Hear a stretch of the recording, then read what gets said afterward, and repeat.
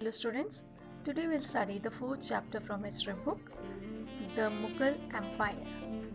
The Mughals were great rulers. They created a huge empire. They expanded their kingdom from Agra and Delhi.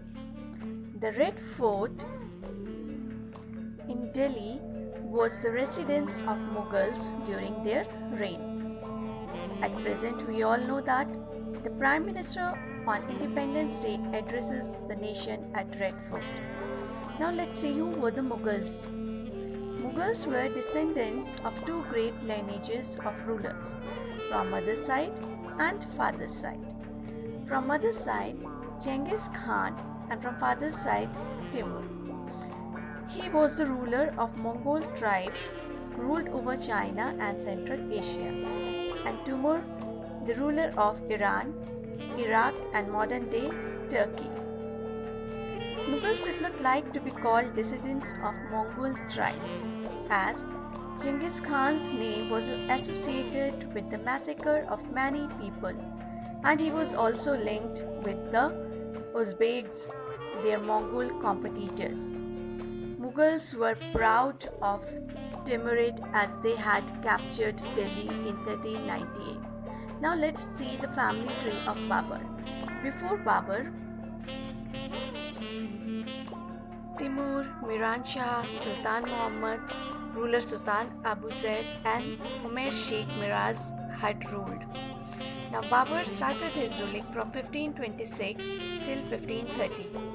Then came Humayun, who ruled from 1530 to 1540, and in between Sher Shah Suri took over in 1540 and he ruled till 1555. After that, Humayun again took over and he captured Delhi in 1555 and ruled till 1556. Then came Akbar. He ruled from 1556 to 1605. Then Jahangir from 1605 to 1627. Then Shah Jahan. He ruled from 1627 to 1658. Then Aurangzeb. He ruled from 1658 to 1707. So this is the family tree of Babur. Now let's see the Mughals' military campaigns. Babur, the first Mughal emperor, captured Delhi in 1526 by defeating Ibrahim Lodi in the Battle of Pani. Then Humayun captured Delhi back in 1555. After him, Akbar captured Chittor in 1568, Ranthambore in 1569, Gujarat, Bihar, Bengal, Kashmir, Berar Khandesh, etc. in 1585 to 1605. Then Jahangir took campaign against Sikhs and Ahoms. Shah Jahan captured Ahmednagar and Bijapur. Then Aurangzeb waged a long battle in the... Let's read about Mughals' traditions of succession. The Mughals did not believe in the rule of primogeniture, where the eldest son inherited his father's estate. They followed the custom of coparcenary inheritance, or a division of the inheritance amongst all the sons. Now let's see about Mughals' relations with other rulers. The Mughal rulers campaigned constantly against rulers who refused to accept their authority. But as the Mughals became powerful, many other rulers also joined them voluntarily. The Rajputs served the Mughals voluntarily.